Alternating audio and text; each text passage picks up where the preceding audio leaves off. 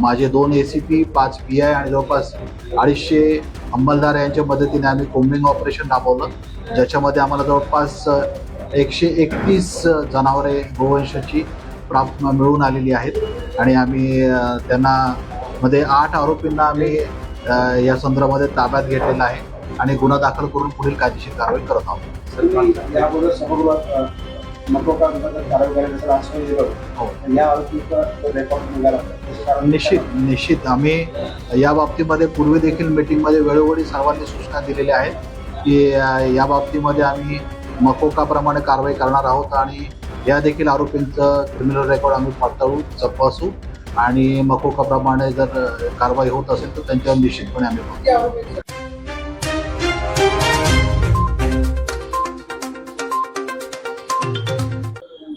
छत्रपती संभाजीनगर शहरामध्ये गेल्या 15-20 दिवसापासून सर्व आमचे पोलीस स्टेशनचे प्रभारी अधिकारी, ACP, DCP आणि विविध लेवलवरती बैठका घेतलेल्या होत्या. मौलवांची देखील बैठक घेतलेली होती आणि त्याच्यामध्ये आवाहन केलं होतं की गोवंशाची अवैध वाहतूक, कत्तल, त्याचबरोबर अनधिकृत कत्तलखाने शहरामध्ये उभे राहिले नाही पाहिजेत. शासनाच्या आदेशाचे आणि नियमाचे पालन झालं पाहिजे.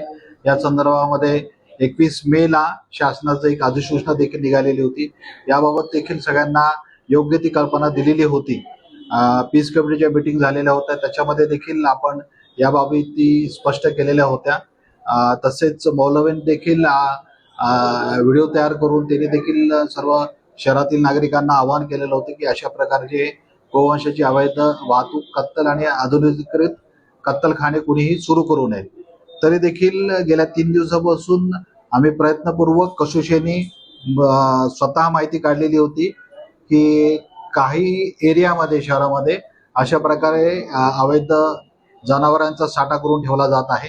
त्या अनुषंगाने जिन्सी पोलीस स्टेशनमध्ये विशेषतः मोठ्या प्रमाणावरती जनावरे ही जमा झालेली आहेत आणि तो एरिया पण स्पेसिफिक आम्ही शोधून काढलेला होता आणि आज दुपारपासून साधारणतः 2 वाजल्यापासून आमचे DCP crime branch Mohite, DCP zone 2 Ratnakar Navale, माझे 2 ACP, 5 PI आणि जवळपास 250 अंमलदार यांच्या मदतीने आम्ही कोम्बिंग ऑपरेशन राबवलं, ज्याच्यामध्ये आम्हाला जवळपास 131 जनावरे गोवंशाची मिळून आलेली आहेत आणि आम्ही त्यांना मध्ये 8 आरोपींना आम्ही या संदर्भामध्ये ताब्यात घेतलेला आहे आणि गुन्हा दाखल करून पुढील कायदेशीर कारवाई करत आहोत. याबद्दल सभागृहात मकोका विभागात कारवाई करायचं आश्वासन दिलं होतं. या आरोपीचा रेकॉर्ड निघाला. निश्चित आम्ही या बाबतीमध्ये पूर्वी देखील मीटिंगमध्ये वेळोवेळी सर्वांनी सूचना दिलेल्या आहेत की या बाबतीमध्ये आम्ही मकोकाप्रमाणे कारवाई करणार आहोत आणि या देखील आरोपींचं क्रिमिनल रेकॉर्ड आम्ही पडताळू तपासू आणि मकोकाप्रमाणे जर कारवाई होत असेल तर त्यांच्यावर निश्चितपणे आम्ही करू.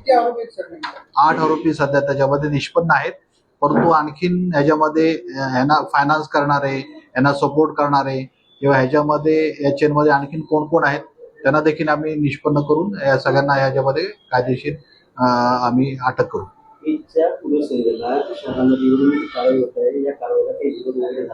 नाही, निश्चित कुठल्याही प्रकारचा विरोध आम्हाला झाला नाही.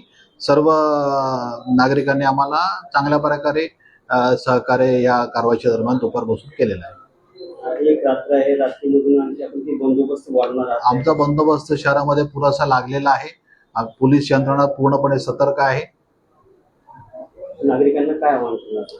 नागरिकांना एवढंच मी आवाहन करतो की तो सण आहे तो कायदेशीर मर्यादेमध्ये राहून निश्चितच सर्वांनी उत्साहात साजरा करावा. शासनाचे नियम, कायदे आणि मार्गदर्शक सूचना आहेत त्याचं पालन करावं. जे कायदा मोडतात त्यांच्यावरती कायदेशीर कारवाई होईल आणि जे कायदा पाळतात त्यांच्यावरती पोलीस प्रशासन नेहमी समोर राहिलेले आणि त्यांना सहकार्य करेल.